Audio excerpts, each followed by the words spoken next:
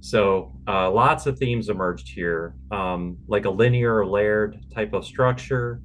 We got cliffs and overhangs. We've got water, which seems to corroborate with the GPL explanation, right? But there was a lot more to corroborate with the explanation that this is artificially constructed, possibly part of a structure or a sculpture. So you've got a structure such as a temple or sanctuary. You all had data on that. Above and below ground, guarded with high security. Domes came up a lot. Yeah, there was so much here. That's the last page I've got. Uh, Love to hear your guys' thoughts. Good job on the analysis, Sean. That's good analysis. I think the Yeah, analysis is definitely. very interesting. Edward, that was a great session you did. Wow, good one. I have some stuff I can add on this one because for the past 20 years I've collected as a hobby really remote viewing sessions on Mars. Um, I've got a bit of a fascination for it, but also Tom McNair, who was one of the military Stargate remote viewers, he has a big fascination for it as well. And we, I've got his RV sessions, and pretty much anyone that I've seen ever sent to look at any kind of target on Mars always comes back with past built man-made structures of a stepped pyramidal type nature. And even in the book, Ingo Swann did a book several years ago called Penetration, where he talked about seeing stuff on the moon.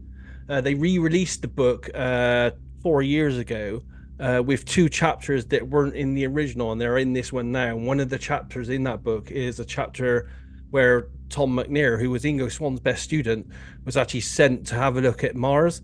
And he details in the chapter of that book in great detail a lot of the stuff that we got in our RV session about the bodies stored in pyramidal type structures on Mars and stuff. So there is a lot of supporting data from pretty much anyone who ever goes to Mars that picks up on the same kind of stuff that we did. Fascinating.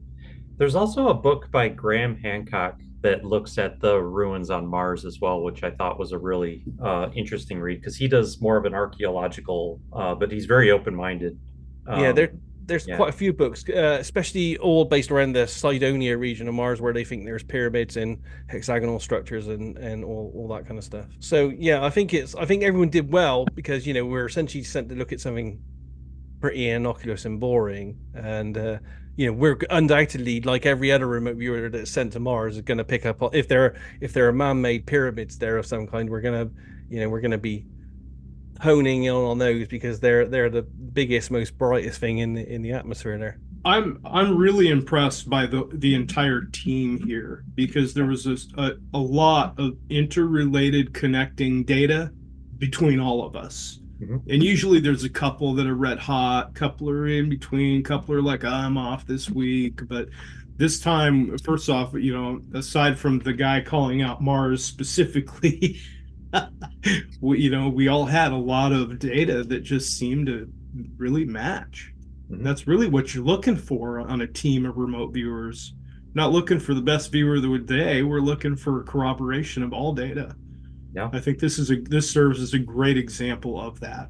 And the data from us, excluding anything else that I talked about from other people that got on Mars, but the data from just us lot here today is kind of indicating that Mars was in the past inhabited, and it was luscious green. There was a civilization there. So that's interesting data that we all got that. Because of the target is like stones and blocks, pretty much nothing there now. We all had elements of that as well as more, speculative data as to what might have been going on there otherwise. So I thought that made this more interesting because there's the verifiable part that we all touched on, but then we also have corroboration on what could have been happening there in the past. So yeah, that was cool. I would like to work a target of the planet that is now the asteroid belt because I suspect that was an inhabitable planet as well, and that Yeah, not me and Dick necessarily did that. but somebody blew that up, moved to Mars, and now we're here. I We did did that that for Courtney For Brown Courtney, yeah, about 20 years ago. yeah, Do you And remember that what type of data you got? I got a big explosion, yeah, me too. a Yeah, planet exploding. It was the creation of the asteroid belt. yeah. Was it And I was said, it a what a war or stupid was it target. I something just get this peaceful? big But did you get like the Debris and Obi-Wan explosion Kenobi? stuff. Did you get Exploding the planet. Was you it get the what exploded? Obi-Wan Kenobi kind of stuff, like a million voices crying out and suddenly silence kind of thing, or just explosion and then shattering? Just explosive shattering stuff. Yeah, yeah. Pieces. Did you guys That was get a good any target as well. indication what And caused the explosion? Dick and I have also done several Cydonia and other Mars-related targets for Courtney as well, where we picked up structures and stuff. Right. Yeah. But I was just asking if there was any indication what caused the explosion. I can't remember as Dick said, it was like 15 odd years ago that we did it. It's like We back in my mind kind of thing. we also didn't do. We were earlier in our careers and didn't do. It was just one quick session, like 10 pages. Like, oh, something blew up. I'd read the speculation that Mars was actually a moon of that planet. I guess that would make sense with how small it is. It's like a third the size of the Earth, right? And if that planet was bigger than the Earth. It's got some pretty big scars on it. Yeah.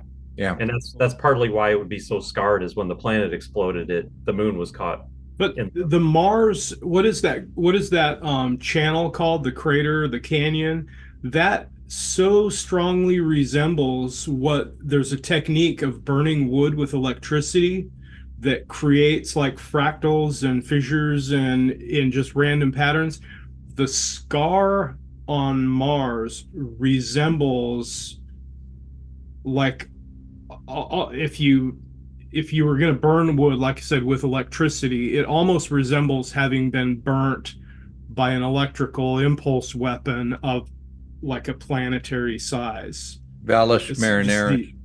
So Nyiam had that incredible power thing in his session. Then your second visit, Derek, was like a fissure, almost like that canyon. Yeah. Yeah. When you said it was Mars, that went off in the back of my head. I know there's those theories that, kind of like the electric destruction theory, some kind of electric event happened on Mars. Some people speculate. Like the Death Star weapon of some sort, right? It just like cutting right through the capital city or whatever. Probably not dragon bones, but some remnants of something possibly. Yeah. This was a really fun one. Interesting stuff, man. Well, Mars has a lot of mysteries, and it continues to have mysteries.